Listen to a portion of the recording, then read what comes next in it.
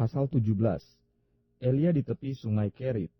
Lalu berkatalah Elia orang Tisbe dari Tisbe Gilead kepada Ahab, demi Tuhan yang hidup, Allah Israel yang kulayani, sesungguhnya tidak akan ada embun atau hujan pada tahun-tahun ini kecuali kalau kukatakan. Kemudian datanglah firman Tuhan kepadanya, pergilah dari sini, berjalanlah ke timur dan bersembunyilah di tepi sungai Kerit, di sebelah timur sungai Yordan. Engkau dapat minum dari sungai itu dan burung-burung gagak telah kuperintahkan untuk memberi makan engkau di sana. Lalu ia pergi dan ia melakukan seperti firman Tuhan. Ia pergi dan diam di tepi sungai Kerit di sebelah timur sungai Yordan.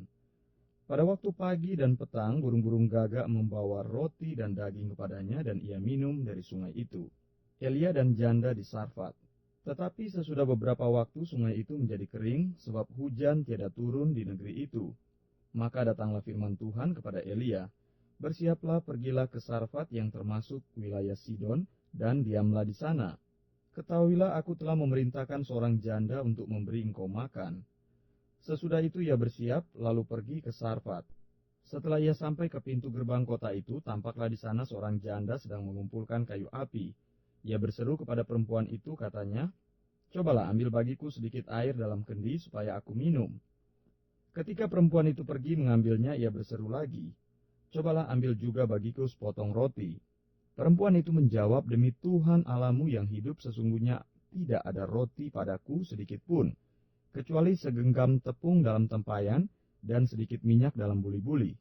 Dan sekarang aku sedang mengumpulkan 2-3 potong kayu api, kemudian aku mau pulang dan mengolahnya bagiku dan bagi anakku, dan setelah kami memakannya maka kami akan mati.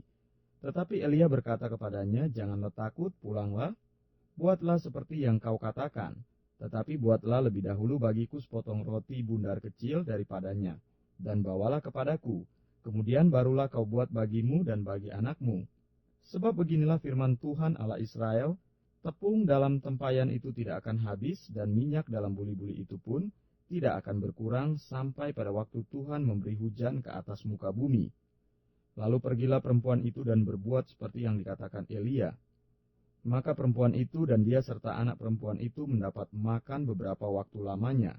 Tepung dalam tempayan itu tidak habis dan minyak dalam buli-buli itu tidak berkurang, seperti firman Tuhan yang diucapkannya dengan perantaraan Elia. Sesudah itu anak dari perempuan pemilik rumah itu jatuh sakit dan sakitnya itu sangat keras, sampai tidak ada nafasnya lagi. Kata perempuan itu kepada Elia, apakah maksudmu datang kemari ya abdi Allah? Singgahkah engkau kepadaku untuk mengingatkan kesalahanku dan untuk menyebabkan anakku mati? Kata Elia kepadanya, berikanlah anakmu itu kepadaku. Elia mengambilnya dari pangkuan perempuan itu dan membawanya naik ke kamarnya di atas, dan membaringkan anak itu di tempat tidurnya. Sesudah itu ia berseru kepada Tuhan, katanya, ya Tuhan Allahku, apakah engkau menimpakan kemalangan ini atas janda ini juga, yang menerima aku sebagai penumpang dengan membunuh anaknya? Lalu ia mengunjurkan badannya di atas anak itu 3 kali dan berseru kepada Tuhan. Katanya, ya Tuhan Allahku, pulangkanlah kiranya nyawa anak ini ke dalam tubuhnya. Tuhan mendengarkan permintaan Elia itu dan nyawa anak itu pulang ke dalam tubuhnya, sehingga ia hidup kembali.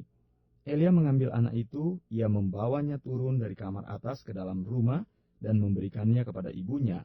Kata Elia, ini anakmu, ia sudah hidup. Kemudian kata perempuan itu kepada Elia, sekarang aku tahu bahwa engkau abdi Allah dan firman Tuhan yang kau ucapkan itu adalah benar.